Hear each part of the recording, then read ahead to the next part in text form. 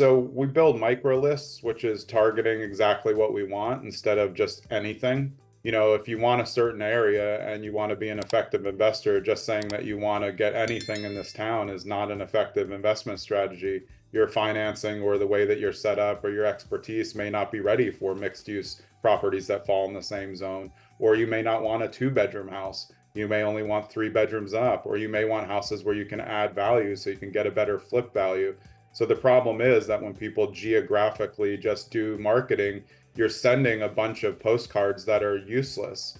They're not going to the right people, and the message isn't going to the right people. Just take the traditional cash. Almost every type of real estate production on the postcard end is built on, we will buy your house for cash. If you've been in enough doors with enough sellers, cash is not what buys homes. It's a vehicle, but they're fine with hard money. What a seller needs is for you to solve their problem. And the majority of the time, the problem isn't quick cash. Quick cash is for pre-foreclosures, foreclosures, money issues. So it definitely can work. That's a very small subset of what you're mailing if you're doing large scale mailing. You may send 1,000 mailers, maybe 100 people are interested in cash, maybe 10% will solve their problem. And even of those 10%, the majority of them have a secondary problem that you need to solve, which is why micro marketing is so important. So just take, for example, you're going to mail someone who wants cash, but they don't know where they're going to go. You're not buying the house. They have nowhere to live after this. So they're part of the reason why I'm licensed and I run a team that is investor friendly is because if they need a place to go and they need someone to help them figure out because their heirs or their family isn't helpful, we can at least assist with that. The same reason as people are emotionally attached to a house. If someone's owned a house for 50 years, they've lived in it, their spouse passed away in it, the last message that's going to work with them is, I will buy your house quick for cash. So I set up, it's about 7 different letters. I'll go over a few of them today, but they're coined different ways. And that's how you micro market. You're going to build lists that are specific to the type of owners who might be more interested in a different type of offer. So if you're going to, let's just take. Can you give me an example on like micro Yeah. marketing? Yeah. Well, so let's start with the concerned citizen letter. The concerned citizen letter. Does anyone walk or drive for dollars in their town? If you're on camera, just raise your hand. All right, perfect. Yeah, all right. Almost everybody. It's the most tried and true technique for real estate investors that have ever existed. And no matter what technology is out there, walking and driving for dollars is still the butter that's going to go on the bread because you can actually see what the problems are. That's where you're figuring out which houses are viable. So the concerned citizen is set up for people who do not live in the house. Why? Because they're most likely to sell if you do your data research correctly, which I'll get to. So the concerned citizen letter, which I prefer letters over postcards just in general, because postcards, I don't look at them, I throw them all out. They come in the middle of the grocery circulars.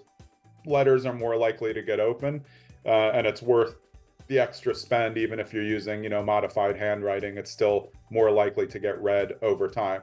So the concerned citizen letter goes something like this. Hey, again, remember, absentee owner, they could be in the same state, they could be far away. I'll tell you how to build the list that way. But it's, hey, Mr. Smith, I was walking by your house this day at 123 Main Street. I actually live in the neighborhood. I'm a local investor. I just wanted to let you know your house that you own here might not look as good as you think it does. And then you would include a picture. So this is why you would either download the picture of your phone, you're going to put it in a merge into the thing. You're going to take a picture and point out all the things that are wrong. I don't know if you know this because I see that you live 2,300 miles away, but you have a hole in one window. Your roof is definitely leaking. You can see it on the side here. There's an enormous amount of mail here, so this could be vacant or your tenant's not paying attention. There's 2 cars with wheels off. You're identifying all the problems that they may or may not know about. And I can tell you, a 65 and up absentee owner does not know anything about their property and is probably not using property management. So that's just the start of the letter, and then you finish up. I walk by this with my dog once a month or once a week. I'm happy to send you an update once a month by the same litter. Just let me know if you want that update. If you are ever looking to sell, I'd be interested, but I'll send you these updates either way. That's a different letter than what everyone's getting. All the other stuff in their inboxes, I will buy your house quick for cash. They're not even opening those. They live in California. They don't care. They think it's passive investing, except they're sinking money into something that could be making a whole lot more money. And when you point out that it's not doing as well as they think, and they're going to have repairs coming up because the roof is broken, that's when they're going to want to sell it. Yeah, I have a question. This is Yeah, great, by the way. Like, I'm just thinking, thanks. if I got that letter, I'd be like, yeah, like if you don't mind sending me an update, why not? Exactly. You're looking for Yeah. a situation that someone can't say no to. It's a Hormozy Yeah, principle. exactly. That's So are it. you, my question is, let's say you're driving for dollars or, walking out the neighbor taking pictures. Are you sending these letters each like custom personalized to with that? Or, like one house may have, holes in the roof, the other may have, the other situation with like a car parked in the garage with two wheels off. So are you like customizing each letter? Yeah, so there's a general template, and then there's a part that you swap out. You use the Okay. general language, I walk by your house at insert address, and then you leave the paragraph 2 is the direction on the house, and then paragraph 3 is exactly the same. So you're making an efficient bet, but the reason why it's so important that you build your list correctly, so how you build that list is you immediately start with absentee owners.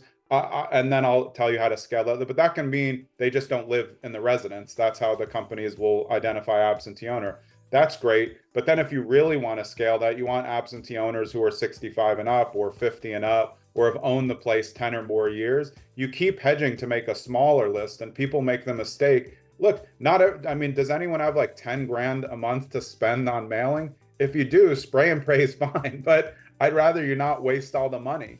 So in my opinion, if you honestly picked a block that you wanted a property on, a big block that had maybe say 100 houses, and you only mailed 10 of them for 6 months, that spend and likelihood of return would be 100 times better if you were sending the exact same message to everyone in the neighborhood. Because when you get that call on that message that's not even tailored to them, guess who else is getting the call? Every other wholesaler that you know. And when you show up on the appointment, it's going to be you and 6 other people without proof of funds in there. And it's not fun.